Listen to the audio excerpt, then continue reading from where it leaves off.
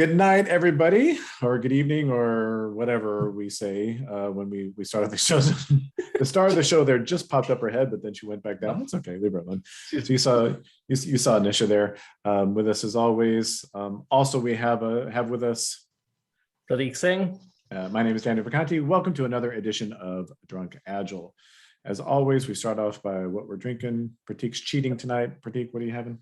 I actually made myself an old-fashioned in tribute to our mutual good friend. Oh yeah, okay. So our 10-year private reserve Russell's. It's 45% by alcohol. This is good, but it's not great enough to have by itself. But yeah, tribute to our friend Russell Roach. Stay strong, Russell. Yeah. I'm drinking the same old Aberfeldy that I have been for the past, I don't know how many episodes, because I just have not replenished my stocks yet. And I'm hoping to do that, maybe not this weekend, but next weekend. So stay tuned. Maybe do a Drunk Agile episode from a distillery. Maybe we should, Ooh. maybe, we'll see. I don't know. I'm not going to promise anything. No promises. Cheers. Oh, cheers. Yeah. Cheers, everybody.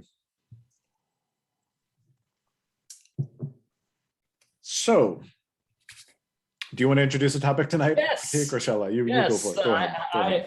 I will introduce the topic because I think Dan's going to do most of the talking. Today we're talking about cycle time versus lead time.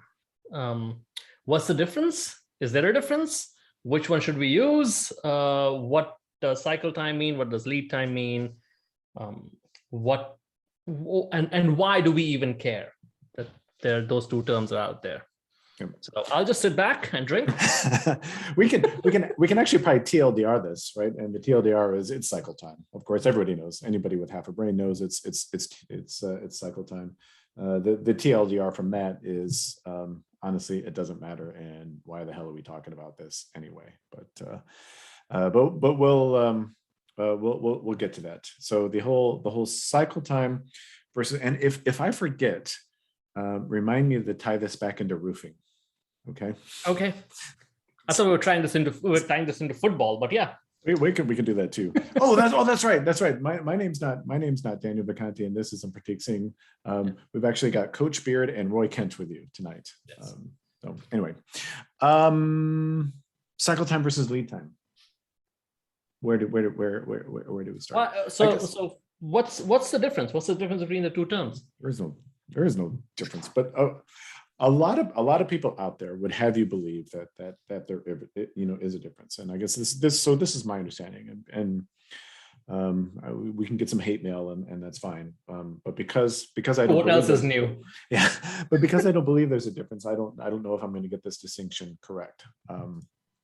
But my understanding is the people who think that there is a difference, the people who are espousing that difference, will say that lead time is defined from when a customer asks for something to when that item is actually delivered back to the customer. That's a measure of lead time. And that cycle time is, I don't even know what is cycle time then. Any other time in your process? Is that? Yeah, the common misconception is that cycle time is after an item has been selected to work on to when it's delivered or done. After it has been started, yeah, okay. Yeah. And I mean, I've probably got, we may have covered this before. I don't know if we've covered this in other episodes or not. But I mean, I've got 3 or 4 reasons why I very, very, very, very much dislike that argument. I don't know, maybe you can take one of them, so I'm not sitting here shouting all the time, or do you want me to start off? I'm just gonna sit back. Right. Okay. All right. Well, so let's start off. Anybody who's seen our metrics episodes before? Rain Man, do you know which episode we did? Flow metrics episodes. We did. It must have been 8 or 9. Okay. All right. Look, so while you talk, I'll look that up. Okay. We'll go check on that. But we came up with a very simple definition of what we call cycle time, and that is, in your context, depending on what question you want to answer. Right? You need to define a point at which you consider work to have started, and you need to define a point at which you consider work to have finished. And the measure of elapsed time between those 2 points in your process, that's what we call cycle time. And the reason, and I'm going to put words in Prateek's mouth here, the reason we love that definition is because, as I said before, you get to decide those points based on your context and the question you're trying to answer. Nobody else gets to decide that for you. You get to, and you might have multiple of those because there might be multiple different questions that you're trying to answer. But guess what? They're all cycle time, but they're all qualified by the fact that we know everybody has that shared understanding of what that start point is and what that end point is. Would you like to follow on to that a little bit? Step one, it's episode 13. If you go to Basic Metrics of Flow, episode 8 is actually probably our favorite episode, which is the right sizing episode. Okay, that's probably why that was stuck in my head. Yeah.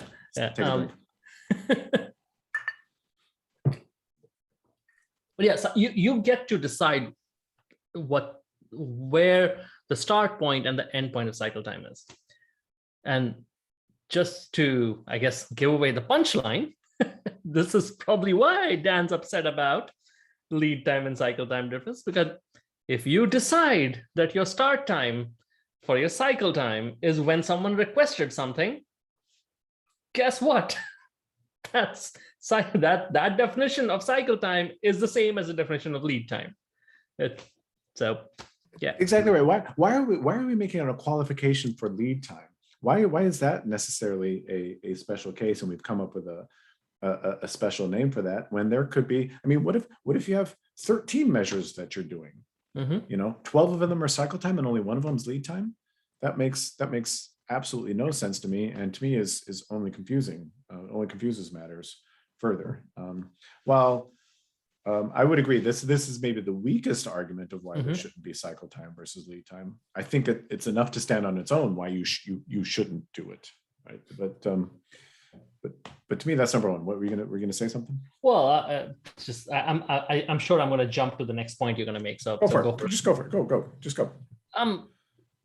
If you look at any of the classical literature around flow metrics, it doesn't differentiate between these two things, and more importantly, it tends to use cycle time language a lot more than the lead time language. Yeah. The person, when I talk about flow, the person I probably reference the most, it's close, but he's probably the person I reference the most is Don Reinertsen. Don, as we said before, Don is literally the Don of flow. Yeah. And he uses the term cycle time, and he does. And so when people ask me questions and I say, hey, go read Don Reinertsen on this, he's always talking about cycle time. And if these people have been taught there's a distinction between lead time and cycle time, and they go read Don Reinertsen, they're going to be extremely confused. But it doesn't stop at Don. And I went and, as I did a little bit of research for this episode, and I went and I reread Dr. Little, a lot of Dr. Little's stuff. And Dr. Little is actually very clear on this topic too. He prefers the language, he actually says this in one of his papers, that he prefers a language of Hopp and Spearman in their factory physics book that talk about cycle time. And in the factory physics book, they actually talk about cycle time. Now, Hopp and Spearman also acknowledge the use of flow time, which we'll get to that maybe in just a second. But when Little talks about the throughput form of his equation, he prefers cycle time. So again, if I say, hey, go read Little on this, go read what Dr. Little has to say, he's using the term cycle time. And these are well-defined terms that have been established in our industry for decades, for literally decades. And now all of a sudden we're coming in and we're redefining them because why? It makes absolutely no sense to me. Yeah, and especially with Little, when you're talking about queuing theory and Little's law, and just again, picture yourself as a Starbucks in a line. Little will call that cycle time, how long you spend getting to the line and getting your coffee. He won't call it lead time and then the point at which you order to get your coffee cycle time. Little would say all that is cycle time. Yeah. Well, and Little would say, hey, before we can even start talking about queuing theory, you have to draw the boundaries around your system. Right, exactly. That would be the first thing he would say. Just like we're saying, you have to define those boundaries of the system that you're talking about. So to me, that's probably the biggest point. if I want to point you to all of these other people who are writing about this, I think that our language should be in sync with the way that they're talking about it, because if you think that you know better than Little, or you think that you know better than Reinertsen, there's a high probability you don't. yeah, exactly. We got some debating to do there. I mean, if you're willing to listen to the two of us, then there's a high probability. Right. Exactly. So just very, very quickly, getting back to flow time. I mentioned flow time just for a second. For completeness sake, flow time is one that I probably have the most sympathy for, and again, because it is mentioned in Hop and Spearman, because we are talking about flow, this idea of flow time, does actually make a lot of sense to me. But again, I think it kind of suffers from the same problem that lead time does. But I'll complete that thought hopefully when we wrap up at the end of this thing, because I don't know, we have a ton more to say. I do have one more thing to say that just kind of solidified this whole thing for me in the past couple of weeks. But before I go into my last point, did you have any? I mean, what else would you like to say about that? For me, it frankly is that simple. It is, everything is cycle time, and it just depends on where you define the boundaries. And I actually don't even know what your next point is, because to me, those 2 points are kind of enough to say, hey, everything is cycle time, plus almost all of the classical literature on this talks about cycle time. Yeah. So I've got a good one. People. I promise this one's a good one. This is okay. So this is my roofing example. So I just found out a couple of months ago that I need a new roof on my house, and so I'm calling up roofers to get a whole bunch of quotes on this stuff. And every one of them, before when they send me a quote, they talk about lead time. And Prateek, if you had to guess from a roofing perspective, what does lead time mean to a roofer? Would you have any idea? I have no idea, so I'll venture the guess of from the time they give you the quote till the time it's done. No, actually, it's from all the roofers I've spoken to so far. It's been from the time that I actually sign the contract to the time that they can actually start work. So when they say lead time, they mean how much notice do I need to give them before they can schedule me, before they can even start the work. And it occurred to me, one of my very first jobs that I ever had, I interacted a lot with a purchasing department. And if anybody's in purchasing, you can maybe help me out here too. But I remember thinking that purchasing talks about this kind of in the same way. What is the lead time? How much notice do you have to give purchasing before they can start the process of purchasing? Usually, purchasing agents have that concept of lead time. And if you think about it, that's always how lead time is made intuitive sense. Lead meaning the beginning, the front part of it. How much notice do you have to give? And the reason, by the way, I'm not just babbling. I mean, I am just babbling. But the reason I'm saying this is because I think it's of crucial importance that we take these concepts beyond Agile, beyond lean for knowledge work, and we start taking them into, other contexts, like purchasing, like healthcare, like whatever, anything beyond software development, I guess I should say. And as we go into those other industries, they already have established terms. If I were to go to my roofer and he were to say to me, hey, your lead time on that is 4 months, because by the way, those are the quotes I'm getting me. It's 4 months before we can even start work. That's what they're saying. Our lead time is 4 months. If I were to go to him and say, you know what, you're using lead time wrong. What you mean to tell me is how much time from when I ask for it to when you actually delivered it, right? He'd probably punch me in the face, right? That would probably be his response. Now, I can't tell if that's just because I'm correcting him on lead time or that's just how we interact with each other, but that's probably. No, that's just you. Yeah, probably what he would do. But hopefully everybody out there, my rambling is not diminishing my point that other industries think about lead time completely different. And, the hubris of the software community to think that oh, hey, we're going to define this thing our way, and we're going to make everyone else bow to our wishes is, I don't know. I can't even come up with a word, Coach Beard. Well, I think we've tried it for a bit, and there's been enough lead time that it hasn't worked out. Whatever. So those are, I mean, to me, those are big, the big things we're making. Number one, we're making a distinction without a difference, and it's not buying us anything. And if anything, it's confusing us because that distinction does not align with the established literature out there. Number one, and then number two, it doesn't align with potentially how other contexts think about the whole cycle time, lead time thing. Yeah, and I think we've mentioned this a few times. I think it also hurts because we get anchored into that language. It also hurts the base literature, the people going back and reading it because they're already anchored in the lead time language might reject the literature all of this is based on, because the first time they heard of it was completely different from the way Bryanston would write it or the way Little would write it. Right.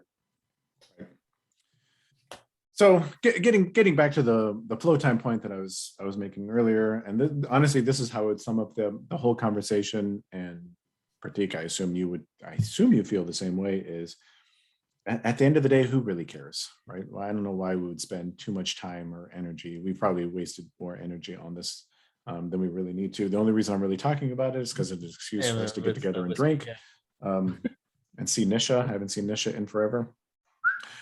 So whether you, she's not moving. She doesn't want you to see her. Okay, that's fine.